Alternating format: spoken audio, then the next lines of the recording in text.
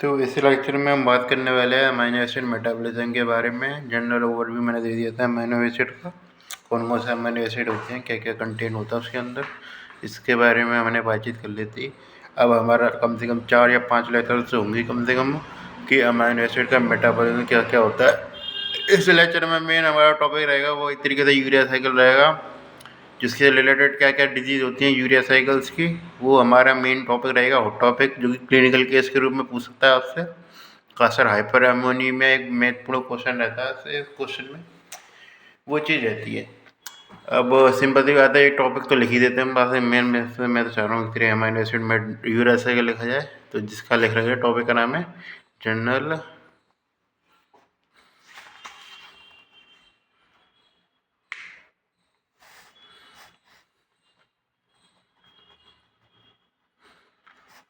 जिसमें मेन होता है यूरिया साइकिल की बात करेंगे, ये चीज़ रहेगी। अब हमारे सिंपल सी बात है, प्रोटीन को जब हम खाते हैं इस तरीके से इंजेस्ट होते तो इंटेस्टाइन में वो इस तरीके से टूटता है, इस तरीके से। चाहे हमें काफ़ी सारे एंजाइम रहते हैं, ट्रिप्सिन काइमोट्रिप्सिन वगैरह रहते हैं, पेप्सिन वगैरह रहता है। जैसे अब पेप्सिन इसमें क्या कहते हैं, यदि आप सिंपल स्टोमक में है तो पेप्सिन रहता है मेन, और उसके अलावा पेनकार्टिक में जो रहते हैं वो हमारे ट्रिप्सिन काइमोट्रिप्सिन रहते हैं एंजाइम, जो कि इसको प्रोटीन को तोड़ने का काम करते हैं इस तरीके से अमीनो एसिड में। ये इस तरीके से मेन एंजाइम रहता है हमारा, इस तरीके से इसकी प्रक्रिया में।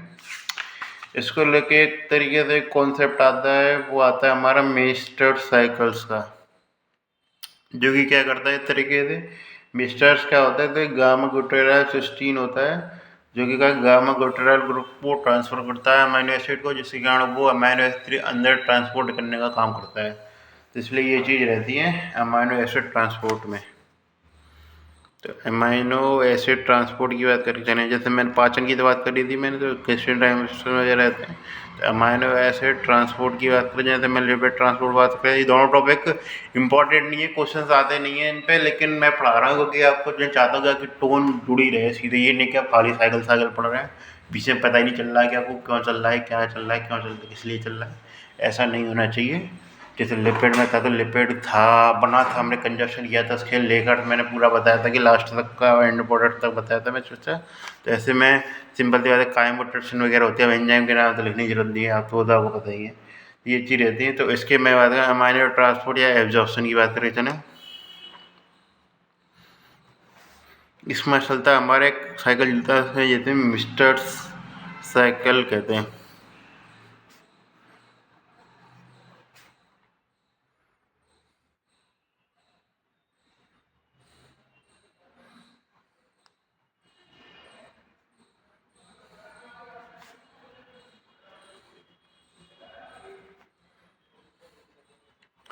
गामा ग्लूटामाइल साइकिल रहता है इसका नाम अदर भाषा में। इसी फंक्शनिंग के आधार पे क्या रहता है, गामा ग्लूटामाइल को गामा ग्लूटामाइल ग्रुप का ट्रांसफ़र करता है। कौन ट्रांसफ़र करता है, वो करता है हमारा एक तरीके से गामा ग्लूटाराइल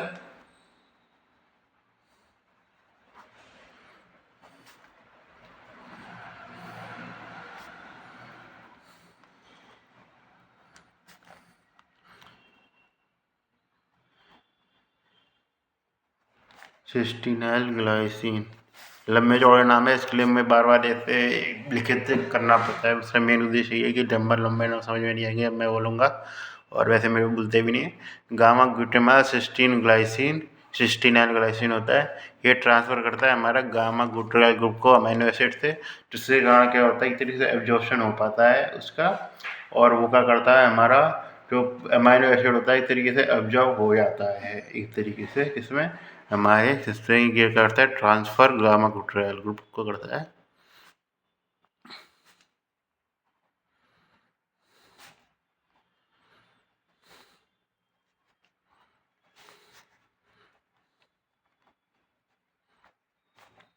ये चीज़ करता है। इसके लिए क्लिनिकल एप्लीकेशन आती है, वो आती है हमारा, हालांकि उसका कोई रिलेशन नहीं है, इसलिए तो मैं चीज़ बताया था कि ये चीज़ें आपको मिलेंगी थोड़ी सी अजीब ही गरीब सी मिलेंगी, आपको समझ में नहीं आएगा काफ़ी हद तक चीज़ें। इसलिए होता है ऑक्सोपाइरोलिन रहती है, ऑक्सोपाइरोलिनेज की होती है, इस तरीके से डेफिशिएंसी हो जाती है। तो ऑक्सीपायरिनेज की डेफिशिएंसी होगी, क्या होगा, इस तरीके से ये सिंपल सी बात है, हमारा इंक्रीज हो जाएगा लेवल, इंक्रीज लेवल ऑफ कहते हैं, मैं शॉर्ट फॉर्म में रख रहा हूँ, गामा ग्लूटाराइड सिस्टीन ग्लाइसिन।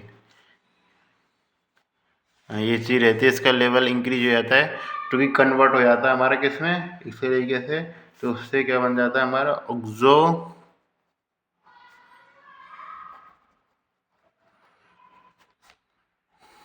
क्योंकि मैं सिंपल बात है, इसका लेवल इंक्रीज हो गया एक तरीके से, फिर एक्सक्रीड होगा एक तरीके से उसमें, तो उसका क्या बन जाएगा, ऑक्सोपाइरोलिन यूरिया बन जाता है, ऑक्सोपाइरोलिन यूरिया। मेन चीज़ ये ध्यान रखिए, आप नई चीज़ नहीं ली इसमें, बस ये थोड़ा मैंने ऐड करा है कि इसमें इसका लेवल होता है बढ़ जाता है, जैसे ऑक्सोपाइरोलिन यूरिया बन जाता है हमारे में। और कुछ जी होती हैं, 8-9 जी होती हैं ट्रांसपोर्टेशन को लेकर, सिस्टीन यूरिया रहती है, इसके बारे में चर्चा करूँगा मैं एक एक करके।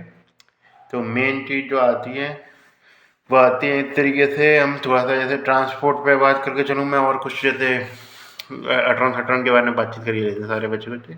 तो बच्चा कुछ जो अटरम सटरम में उसके बारे में बात करें, तो एनालिन जो होता है उससे वो चाहिए होता है हमारे लिवर को, वो एनालिन लेकर क्या करिए तरीके से। तो एनालिन का मैंने बताया था कि एलानिन से ट्रांसअमाइनेशन वाली रिएक्शन होती है, सीधे पायरुवेट बन जाता है। तो इसलिए लिवर के लिए सबसे जो फेवरेबल चीज़ है एक तरीके से ग्लूकोनियोजेनेसिस में, वो ये है कि उससे एनालिन बन जाए। मैंने बताया था कि एनालिन बन जाता है, एस्पार्टेट था वो सीधे ऑक्जेलोएसिटेट से कूदता है, और एनालिन हमारा इतनी पायरुवेट से कूदता है, बाकी के टीसीएस साइकिल के अंदर ही रहते हैं ज़्यादातर।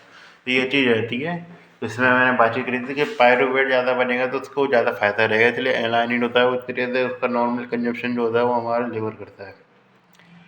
और उसके अलावा जो बात करी जिन्हें एनालिन और ग्लूटामिन देता है इस तरीके से, ग्लूटामाइन को कौन कंजर्व करता है हमारा रीनल लेवल पे, क्योंकि ये क्या है तरीके से ग्लूटामाइन थोड़ा सा ही टॉक्सिक प्रोडक्ट होता है जिसका एक्सक्रीशन करना जरूरी है, इसलिए इसको ज़्यादा वो रीनल लेवल पे जाता है ये चीज़ें। ब्रेन जो होता है वो हमारा यूटिलाइज करता है हमारा ब्रांच अमाइनो एसिड, जो कि मैं बताइए विलमैन एंड न्यूमैन बताई थी, ब्रांच अमाइनो एसिड का यूटिलाइजेशन करता है। अब ये फैट स्टेट में भी हो सकती है, फीडिंग स्टेट में भी हो सकती है। फैट स्टेट में सिंपल सी बात है, ये जो सिंपल सी बात है, ये चीज़ें हमको खाने से मिल रही होंगी, सिंपल सी बात है, उसमें खाना खा लिया तो इंटेस्टाइन से मिल रही हैं सारी चीज़ें, ये चीज़ें लिवर के पास जाएंगी, लिवर के पास एनालिन जाएगा, ग्लूटामिन के पास जाएगा, और ब्रेन के पास और मसल्स के पास जाएंगे हमारे ब्रांच अमीनो एसिड। कि यदि एक प्रक्रिया नहीं होगी तो जो ब्रांच अपने पास जो एक आध थोड़ा बहुत होगा, जैसे मसल के पास एनालिन वगैरह होगा, ग्लूटामिन होगा, वो ट्रांसपोर्ट करेगा रीनल को, लिवर को। ये चीज़ अब चलती रहेंगी, सिंपल सी बात है इसको। ये है तो मेन चीज़ ध्यान रखना कि लिवर मसल का अगर करती है हमारा एनालिन का ट्रांसफ़र करती है लिवर को, ये चीज़ रहती है।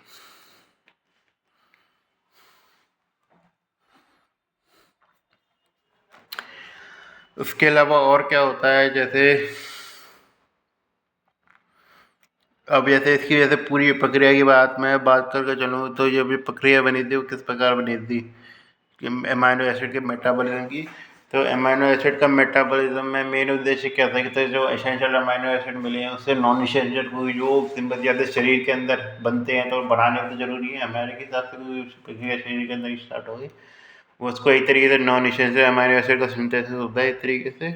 और जो नॉन एसेंशियल और एसेंशियल अमाइनो एसिड मिल गए एक तरीके से जो स्ट्रक्चरल प्रोटीन जो होते हैं, जो जो जो जहाँ प्रोटीन यूज होती है वहाँ प्रोटीन का निर्माण करते हैं एक तरीके से। मेन क्या करता है, तो मेटाबॉलिज्म में क्या क्या रहती है हमारे, एक तो ट्रांसअमाइनेशन रिएक्शन रहती है,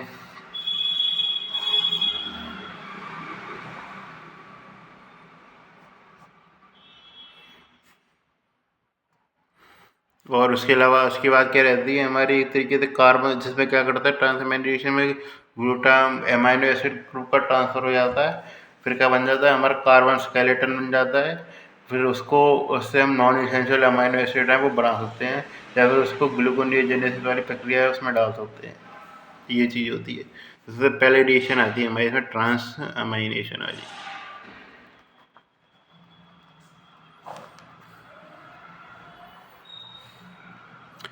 ट्रांस अमाइनेशन को जनरल ओवरव्यू में देखते हैं। अमाइनो एसिड तो वन होता है जिसके संग मिलकर के अल्फा कीटो ग्लूटारेट जुड़ता है ज़्यादातर हमारा।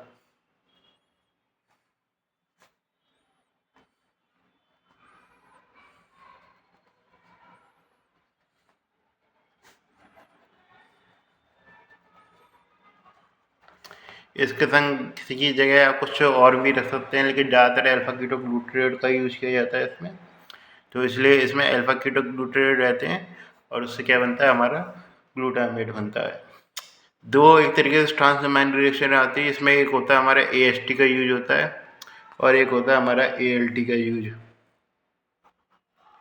AST ALT के कुछ अलग नाम भी थे। तो AST का नाम क्या पढ़ाया था हमने, AST में क्या बनना था हमारा, तो ALT का जो नाम है दूसरा वो रहता है SGPT और AST का नाम रहता है हमारा SGOT। ये नाम मैं बार बार दोबारा बता रहा हूँ, ये नाम मैं किस में पढ़े थे हमने, ये एंजाइमोलॉजी में पढ़े थे। तो सारी चीज़ें अब इंटीग्रेटेड रहती हैं, जिस चीज़ आपने देखी जाएगी SGPT रहती है। तो ये चीज़ आपको ध्यान रखनी चाहिए, ज़रूरी है कि SGPT कहाँ यूज़ हो रहा है और ALT कहाँ है। ये दो की रिएक्शन होती है, वो पूछ सकता है आपसे, क्योंकि ये एंजाइम स्पेसिफिक है थोड़ी सी। तो इसमें AST की वाली रिएक्शन की बात करके चलें तो उसमें क्या रहता है, हमारा एस्पार्टेट का यूज होता है। एस्पार्टेट का रिएक्शन होता है, अल्फा कीटोग्लूटारेट तो यूज हो गई, क्या ग्लूटामेट तो बनेगा ही, और क्या बनेगा दूसरा अमीनो एसिड हमारा, ग्लूटामेट तो बनेगा ही, और क्या बनेगा हमारा ऑक्जेलो एसीटेट बनता है,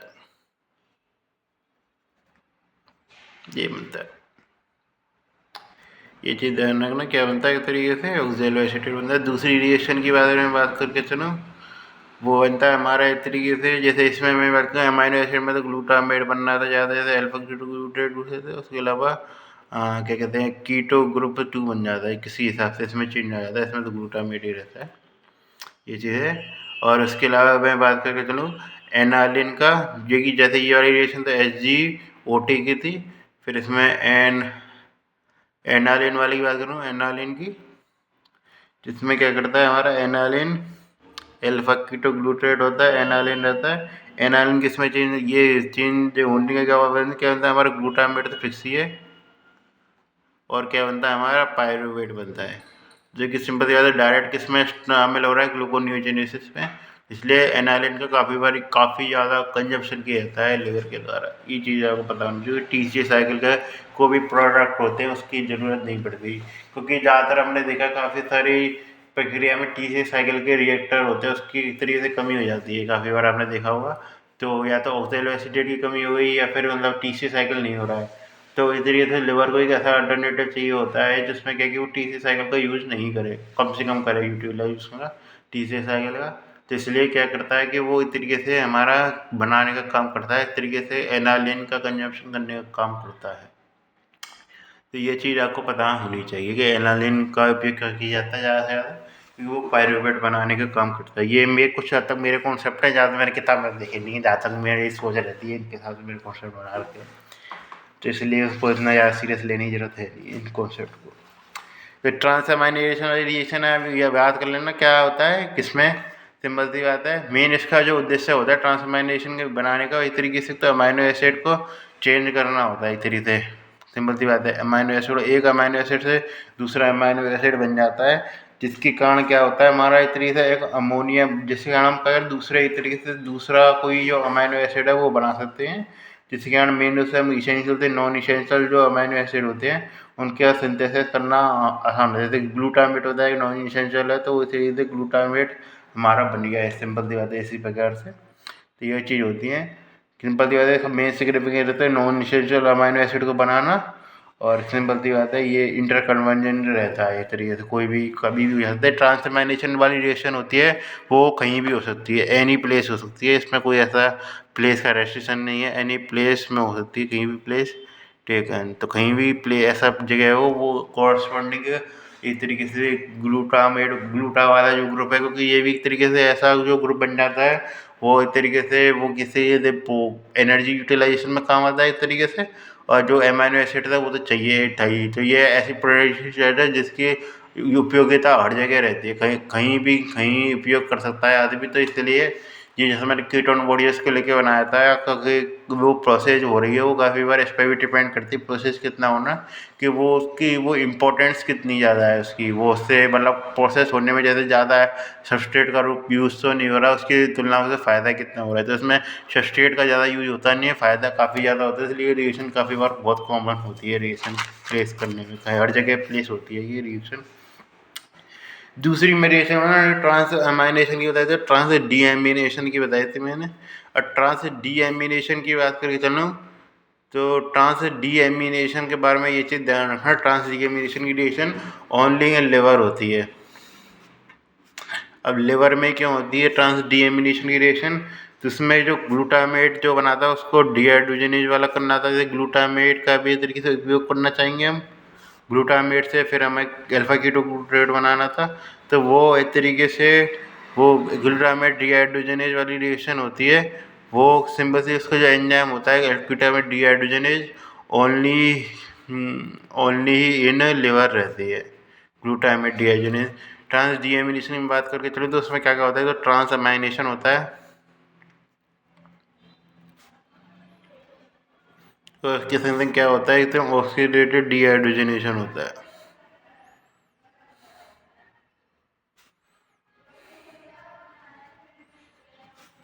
ट्रांस अमाइनेशन की बात करें, जैसे ऑक्सीडेटेड डीहाइड्रोजनेज की बात करके चलें तो ग्लूटामेट कन्वर्ट होता है किसमें हमारा, इधर डीहाइड्रोजनेज वाली रिएक्शन है तो NaDH मिलेगा हमको, क्या बन जाता है हमारा, इधर अल्फा कीटोग्लूटारेट बन जाता है। तो इसलिए अल्फा कीटोग्लूटारेट का यूटिलाइजेशन हो रहा भी था, वो फिर दोबारा से सिंथेसिस हो जाता है, तो इसलिए अल्फा कीटोग्लूटारेट को की सिंपल सी बात है लिवर में टीसी साइकिल होना जरूरी है, तो वो सिंपल सी बात है लिवर है तो प्रोडक्ट ऐसा लेता है जिसमें उसको टीसी साइकिल के सब्सट्रेट की जरूरत कम से कम पड़े, और जो यदि यूटिलाइजेशन हो रहा है तो वो अपने पास व्यवस्था रखता भी है जिससे वो टीसी साइकिल वाले सब्सट्रेट होते हैं उनको दोबारा बना सके, तो ये चीज़ एक इम्पोर्टेंट स्टेप है जो कि खाली लिवर में होती है। तो ट्रांस डीएमिनेशन वाली रिएक्शन होती है जिसमें ट्रांसअमाइनेशन वाला स्टेप होता है, फिर होता है इस तरीके से हमारा सिंपल सी बात है ये चीज़ें हैं। अब इसमें सिंपल सी बात है इन रिएक्शंस में जो था बन रहा था वो कार्बन स्ट्रक्चर में बनाया था, फिर अमोनिया बनाया, तो अब अमोनिया का यूटिलाइजेशन भी तो जरूरी है, क्योंकि सिंपल सी बात है अमोनिया खाली हम फ्री छोड़ देंगे वो तो टॉक्सिक है हमारे लिए, तो उसका एलिमिनेशन करना भी तो जरूरी है, तो उसको एलिमिनेशन करने के लिए जो मेन चीज़ आती है हमारे पास वो आती है हमारी यूरिया साइकिल, तो उस पर ये मेन चैप्टर बेस्ड है। अभी तक हम जो कर रहे थे वो खाली बकवास कर रहे थे या टाइम पास कर रहे थे, अभी तो जो मेन हमारा आ जाएगा डिस्टोक्सिफिकेशन। अब अमोनिया नुकसानदायक कैसे होता है, सिंपल सी बात है, तो अमोनिया नुकसानदायक क्यों होता है कि तो क्या कि तो अल्फा कीटोग्लूटारेट होती है उसकी इस मात्रा को कम कर देता है, कैसे कम कर देता है, तो अल्फा कीटोग्लूटारेट अमोनिया का यूटिलाइजेशन हो रहा था, जैसे इसमें मैं सिंपल सी बात है एक रिएक्शन बताऊंगा जो कि काफ़ी इंपॉर्टेंट डिसीजन है, अंडररेटेड डिसीजन है, लेकिन पूछी जा सकती है आपसे कि वो इस तरीके से अमोनिया होता है वो टॉक्सिक क्यों होता है। जैसे मैंने अल्कोहल के बारे में बताया था कि अल्कोहल में टॉक्सिसिटी दिखती है वो क्यों दिखती है, डायबिटीज़ में टॉक्सिसिटी दिखती है तो क्यों दिखती है, ऐसे मैं अमोनिया के लेवल बताऊंगा। तो अल्फा कीटोग्लूटारेट था जो यूज हो रहा था, वो क्या था डिटॉक्सिफिकेशन में भी यूज होता है, जैसे अल्फा कीटोग्लूटारेट ये मैं लिवर के और रीनल के बाहर बाहर की बात कर रहा हूँ, ये मेन उससे उससे जुड़ी हुई बात नहीं है। मेन बात करें इसमें अल्फा कीटोग्लूटारेट वाली रिएक्शन जो होती है क्या कंजप्ट करता है, अल्फा कीटोग्लूटारेट NH3 कन्वर्ट करता है, जिसमें क्या बनता है हमारा एक तरीके से ग्लूटामेट बनता है, और ग्लूटामेट भी यदि NH3 कंजप्शन करेगा तो वो क्या बनेगा हमारा ग्लूटामीन बनाएगा, ग्लूटामीन बनाता है, और ग्लूटामेट जो होता है वो कन्वर्ट होता है हमारा गावा में। अब अल्फा कीटोग्लूटारेट यदि कम होता है तो क्या है, एक तरीके से मेंटल रिटार्डेशन आ सकता है, एक तरीके से इसकी कमी जाएगी, तो सिंपल हाइपर अमोनिया के जैसे सिम्टम मैं बता रहा हूँ, इस तरीके से क्रिएट हूँ चर्चा में, जैसे मिलकर वहीं पे चर्चा करनी चाहिए थी मैं, अल्फा कीटोग्लूटारेट जैसे मात्रा कम होगी तो क्या होगा, इस तरीके से टीसी साइकिल को मेंटल रिटार्डेशन आने लग जाएगा उसको। उसके अलावा गावा की मात्रा बढ़ेगी सिंपल सी बात है, क्या होगा उसको इस तरीके से ट्रिमर आने लग जाएंगे, उस तरीके से उसको बेस लगाने के लिए, और सिंपल सेरिबल वगैरह में यूज़ होता है। और ग्लूटामीन जो होता है वो क्या करता है, इस तरीके से सेरिब्रल एडीमा करने का काम करता है, जिसके कारण क्या मिलेगा आपको, बर्निंग और विजन देखने को मिलेगा और सेरिब्रल एडीमा देखने को मिलता है ये।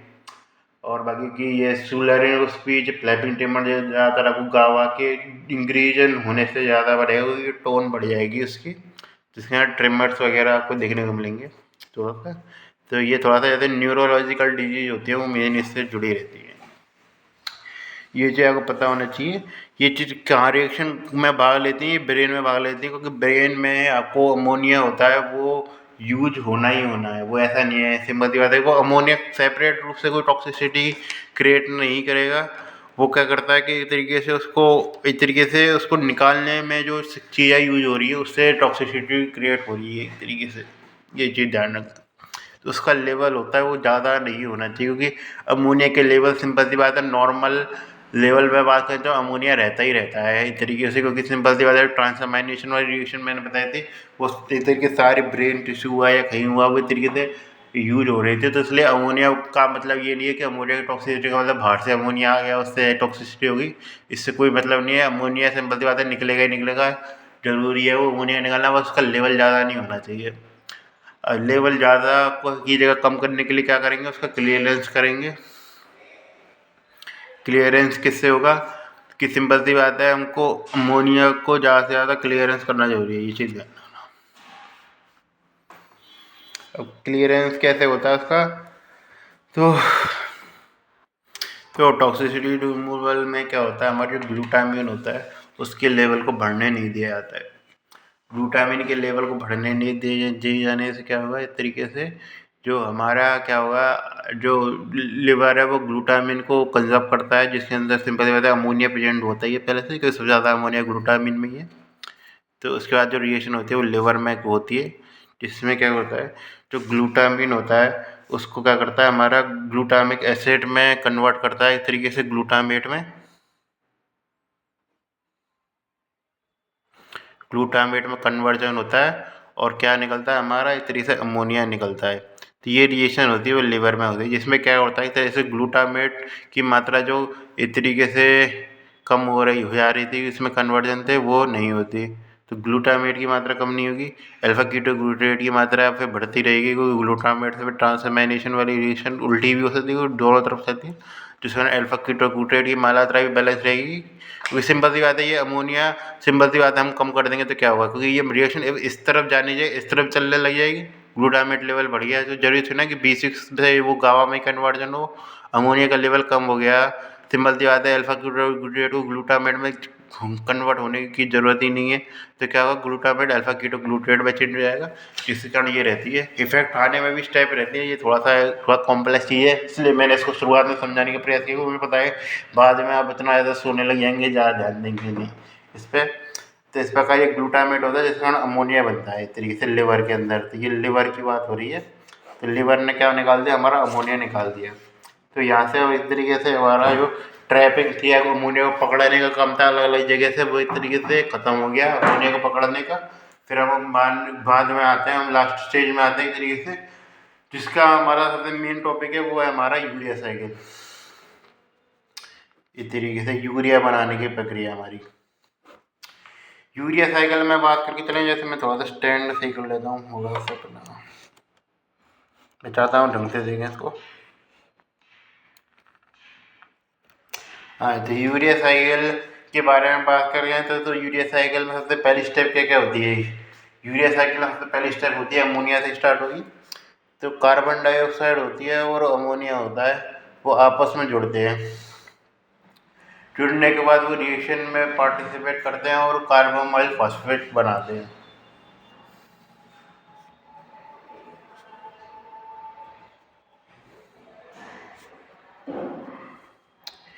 कार्बोमाइल फॉस्फेट जो होता है वो एक तरीके से इसको जो बनाने के लिए जो रिएक्शन चलती है वो सबसे मेन रिएक्शन है हमारी, जिसमें सिंपल सी बात है ATP यूज होते हैं, 2 ATP यूज होते हैं हमारे,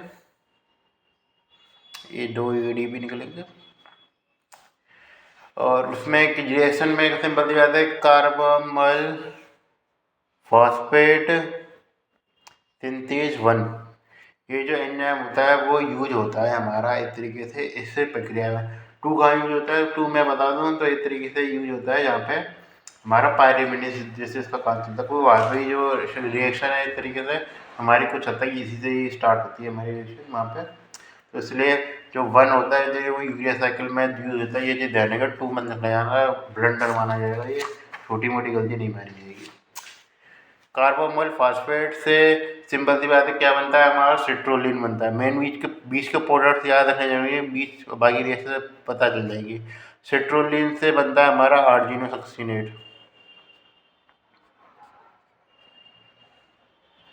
और आर्जिनोसक्सिनेट से बनता है हमारा इस तरीके से आर्जिनी, और आर्जिनिन से क्या बनता है हमारा ऑर्निथिन।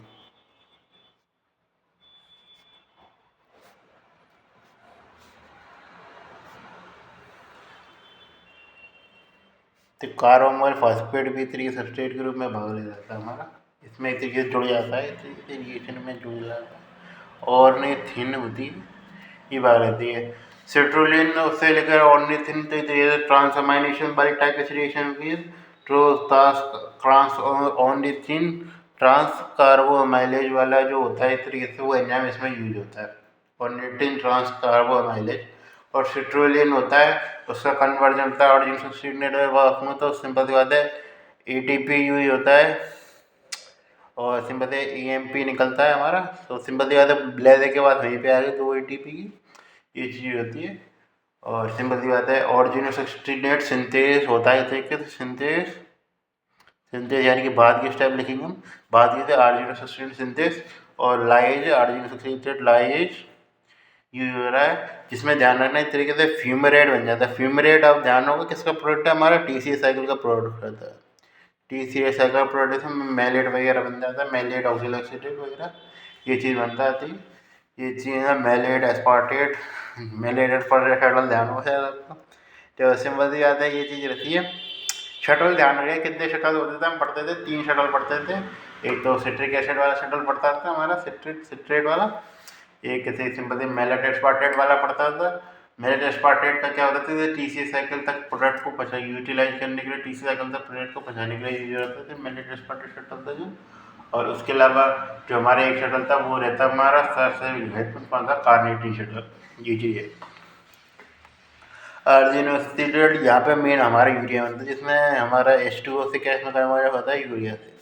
2-4 स्टेप ध्यान रखना है, तो फ्यूमरेट कहाँ बनना है, यूरिया कहाँ बनना है, और आर्जिनोसिड आर्जिनिनेज बन जाता है, कुछ रिएक्शन नहीं होती। ये इसका कुछ खास इंपॉर्टेंस नहीं है।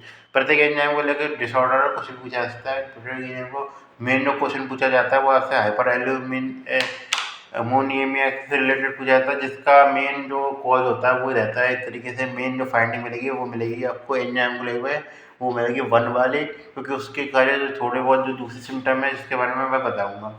जैसे तीसरा देखें आप तो उसमें सिट्रुलिन वगैरह मिलेगा, उसमें आपको खाली हाइपर अमोनियमिया ही मिल रहा है और कुछ नहीं मिला है। जैसे अमोनियमिया मिल रहा है, जैसे सिंपली ब्लड में और कुछ आपको यूरिन में वगैरह कुछ मिल नहीं रहा है, तो वो उसको हम फर्स्ट में ही कंसिडर करते हैं। तो हाइपर अमोनियमा फर्स्ट हुआ, हाइपर अमोनिया सेकंड हुआ, उसको हम सिंपल सी बात है फर्स्ट और सेकंड को CH-PS1 और 2 में डाल देते हैं।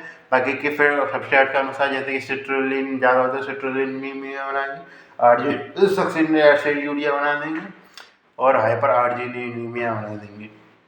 जो डिजीज के नाम पे बनना भी बहुत आसान है। मेन ध्यान रखना कौन सा उत्तर बनेगा इस तरीके से, इसकी कमी से डेफिशिएंसी से क्या बन जाएगा हमारा, एक तरीके से हाइपर अमोनीमिया बन जाता है।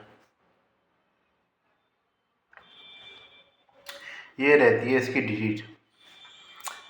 हाइपर अमोनीमिया में क्या क्या सिम्टम देखने को मिलेंगे, ये चीज़ ध्यान रखनी है। तो हाइपर अमोनीमिया ये चीज़ ध्यान रखना है, तो इस तरीके से जेनेटिक जी है। उसके अलावा ये प्रोसेस किसमें हो रही थी, इस तरीके से लिवर में हो रही थी लास्ट वाली प्रोसेस, ग्लूटाथियोन से NH3 अलग होने वाली। तो यदि ये लिवर भी खराब हो गई, यूरिया साइकिल तरीके से लिवर में हो रही है इस तरीके से हमारी, तो लिवर भी यदि खराब है हमारा, कुछ उसमें सिरोसिस वगैरह हो सकता है, तब भी सिम्टम आ सकते हैं, वो ब्रेन में आ सकते हैं। सिम्टम किसमें देखने को मिलेंगे, आपको ब्रेन में देखने को मिलेंगे इन्हें हाइपर अमोनीमिया के। इसकी डेफिशिएंसी किससे क्या होता है, हाइपर अमोनीमिया 2 होता है। ये 2 चीज़ ध्यान रखिए, बाकी के हिसाब से आप बना सकते हैं। तो प्रत्येक एंजाइम पे डिसऑर्डर है, ये चीज़ ध्यान रखना। उससे जस्ट पहला प्रोडक्ट की इंक्रीज कर दिया है पर अमोनीमिया, उस आधार पर आप डिजीज सब बना सकते हैं अपने हिसाब से कोई भी चीज़। फिर बात करके चलें हाइपर अमोनीमिया फर्स्ट की बात करके चलूँ, सेकंड की बात करके चलूँ? हाइपर अमोनिया फर्स्ट और सेकंड?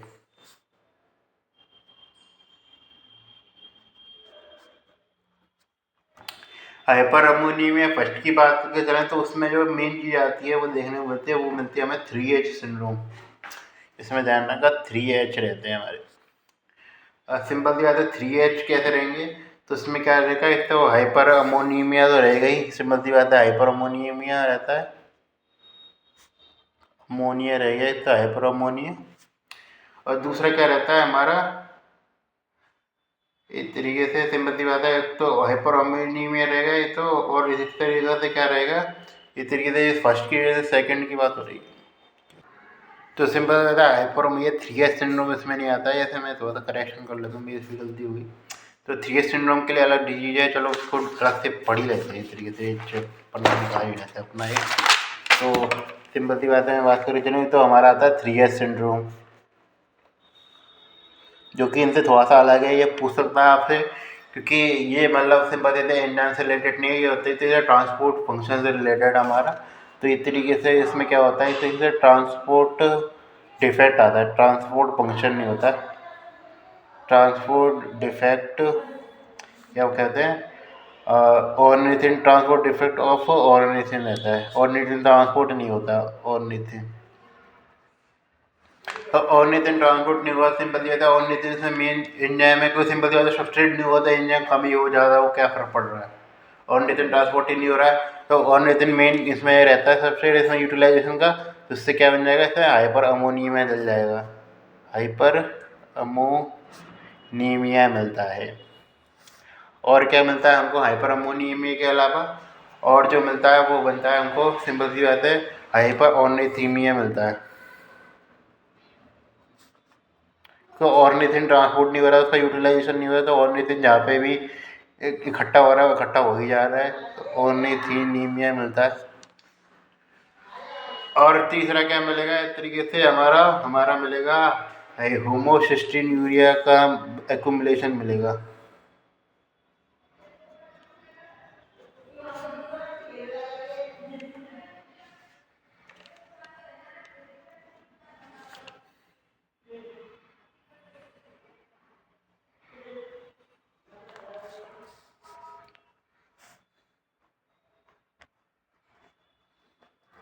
इसका कोई कारण है नहीं है मेरे पास, तो इसमें ध्यान रखना, होमोक्रिस्टल यूरिया मिलता है इसमें एक तो, और हाइपर अमोनिया मिलता है, और होमोक्रिस्टल यूरिया, और इसके तरीके हाइपर अमोनीमिया और हाइपर ऑर्निथीमिया मिलता है, जो कि ट्रांसपोर्टेशन के लिए डिफेक्ट होता है, उसमें शामिल रहता है, ये चीज़ रहती है।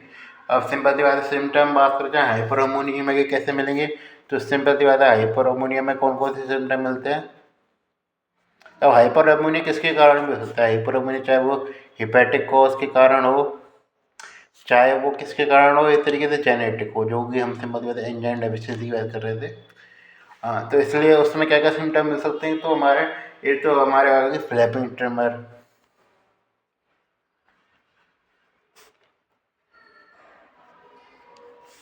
और क्या आएगा इस तरीके से फ्लैपिंग ट्रिमर्स के अलावा, वो आएगा हमारा सेरिब्रल एडीमा मिल जाता है,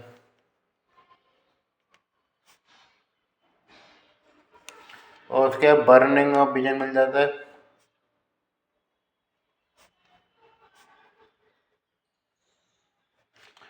और क्या बनता है हमारा, सिंपल सी बात है, ये मैं इसको ध्यान से पूरे तरीके से पढ़ा रहा हूँ, क्योंकि मेरे जो यूएस का पेपर था उसमें आया था ये तरीके से क्लिनिकल केस के रूप में काफ़ी बार, मतलब जैसे लोगों का गलत गया था, ये काफ़ी बार चीज़ें थी उसमें, मतलब जैसे एकदम अनएक्सपेक्टेड से आते हैं, जैसे केस होते हैं तो वहाँ तक क्वेश्चन रहता है वो करना। तो इसलिए ये चीज़ मैं बताना चाह रहा हूँ, जो जो मैं केस बता रहा हूँ मैं उसे सीरियसली लिया जाए आपके द्वारा मेरे हिसाब से तो। उसके अलावा स्टूलरिंग और स्पीच मिलती है। हाँ, ये यहाँ तक है मेरे हिसाब से सिम्टम हो गए वो ख़त्म हो गए, बाकी की सब नॉर्मल सिम्टम है, ज़्यादा ऐसे कुछ खास सिम्टम है नहीं है। तो इसलिए ये चीज़ें ट्रिमर और सेरिब्रल एडीमा मेन रहता है। ट्रिमर किसके द्वारा मिलेगा, इस तरीके से गावा के इंक्रीज होने की वजह से। सेरिब्रल एडीमा किसके दौरान मिलता है, ये चीज़ ध्यान रखना, सेरिब्रल एडीमा मिलता है इसीलिए ग्लूटामाइन के ज़्यादा होने से।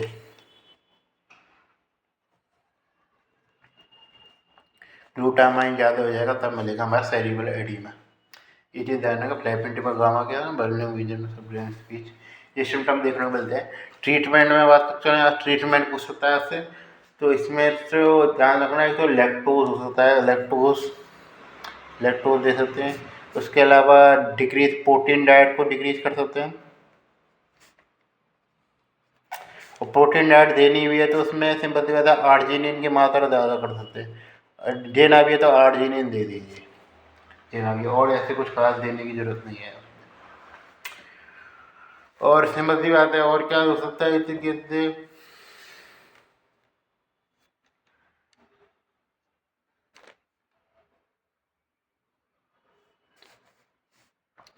और क्या दे सकते हैं, तो हम बात करते हैं एंटीबायोटिक दे सकते हैं। एंटीबायोटिक ध्यान रखना कौन कौन से होते हैं, एंटीबायोटिक देते हैं, रेफेनिसिन, ये चीज़ें, ये मेन मतलब ये प्रोटीन डाइट कम करना, एंटीबायोटिक वगैरह, ये चीज़ जहाँ तक है इतना आपको काफ़ी है पढ़ने के लिए। फिर जैसे इसमें जैसे कुछ ऐसे में बात करूँ, लास्ट में कुछ इंपॉर्टेंट पॉइंट्स दे रखे हैं जैसे डिजीज के बारे में। तो जिसमें जैसे दे रखा है एमओडीए, पीएच और कहते हैं इलेक्ट्रोलाइट और कीटोन का कैसे हिसाब लगा सकते हैं कौन कौन सी डिजीज है। तो यदि आप अमोनिया ज़्यादा दे रखा हो, जैसे एक डिजीज के बारे में और मैं चर्चा कर लेता हूँ, ओटीसी की डेफिशिएंसी होती है तो क्या होता है।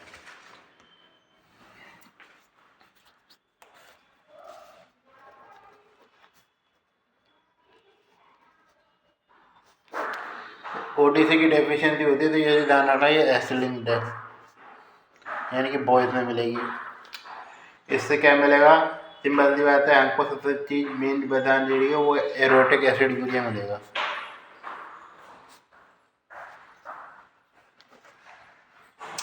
ये इसके सिम्टम मिलते हैं।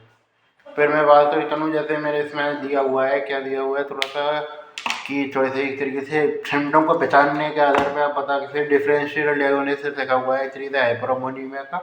इसके बारे में चर्चा कर लेते हैं। वासुदेव में खोल लीजिए चाहे तो आप, फिर आप देखें जब लेक्चर आप देखें तो खोल लेना। तो इस तरीके से लिखा हुआ है कि ये हाइपर अमोनिया मिल रहा है लेकिन एसिडोसिस नहीं है, तो उसमें इस तरीके से वो यूरिया साइकिल का डिफेक्ट है या फिर एच सिंड्रोम था जो कि मैंने बताया था। तो ये इसमें सिंपल सी बात है, तो वो हाइपर अमोनिया मिलेगा लेकिन उसके साथ एसिडोसिस नहीं मिलेगा। यदि सिंपल सी बात है, हाइपर अमोनिया नहीं है लेकिन और एसिडोसिस भी नहीं है, लेकिन क्या कि अमाइनो एसिड मिलना है इस तरीके से।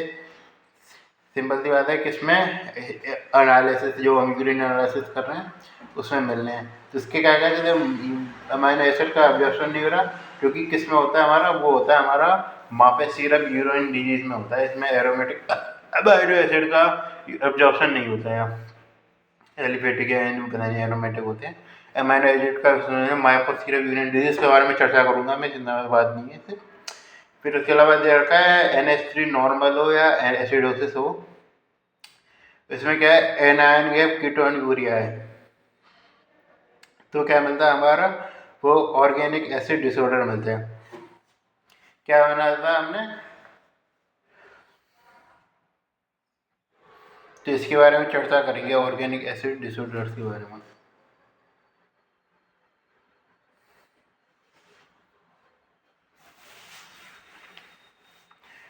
और सिंपल सी बात है, लास्ट आता है हमारा NH3 नॉर्मल या एसिडोसिस भी नहीं है, और DHP इन फाइटिंग भी नेगेटिव मिल रही है इसमें। तो क्या होगा इसमें, हमारा होगा नॉन कीटोटिक हाइपरग्लाइसीमिया होगा, क्योंकि किसने पढ़ा था नॉन कीटोटिक हाइपरग्लाइसीमिया हमने, तो नॉन कीटोटिक हमने हाइपरग्लाइसीमिया पढ़ा था हमने इस तरीके से। किसमें पढ़ा था, इसमें भी पढ़ा था हमने मिथाइल मिनरल कोएंजाइम की डेफिशिएंसी हो जाती है, या फिर उसमें पढ़ा था हमने क्या कहते हैं ओमेगा ऑक्सीडेशन की डेफिशिएंसी हो रही थी, तब हमने पढ़ा था। अब जैसे अभी एक्सप्लेन करना तो जैसे काफ़ी है, जो जैसे मैं फ्री टाइम में एक्सप्लेन करूँगा इनको, अब ये सारी डिजीज हम पढ़ लेंगे तब हम इनको एक्सप्लेन करेंगे। ये चीज़ ध्यान रखना, इसको आप याद रखना कि ये थोड़ा सा पैराग्राफ है, जैसे मैं थोड़ा सा नोट कर लेता हूँ इसको इस तरीके से, कि ये पैराग्राफ एक्सप्लेन करना है, क्योंकि सिंपल सी बात है, मैं सारी डिटेल मिल जाओगे एक्सप्लेन करूँगा तभी मैं बता सकता हूँ उसके बारे में। सिंपल सी बात है कि क्या क्या डेफिशिएंसी होगी, क्या क्या हो रहा था। 2-4 हम क्वेश्चन पता है तो हमें कि नॉन कीटोटिक हाइपरग्लाइसीमिया पता था हमें क्या क्या होता है नॉन कीटोटिक हाइपरग्लाइसीमिया में। तो सिंपल सी बात है उसमें medium chain methyl coenzyme A की डेफिशिएंसी हो जा रही थी। मीडियम चेन कोएंजाइम ए वगैरह ट्रांसफर की डेफिशिएंसी हो जा रही थी। कोएंजाइम ए डिहाइड्रोजनेज की डेफिशिएंसी हो जा रही थी, ये हो रहा था। तो ये चीज़ हो रही है और सिंपल सी बात है। और हम क्या करेंगे फिर सिंपल सी बात है वो एनालिसिस वगैरह करेंगे। वहाँ पे सीरप यूरिन डिजीज के बारे में हमने बहुत चर्चा करी थी, ये थोड़ा सा देखने लायक रहेगा।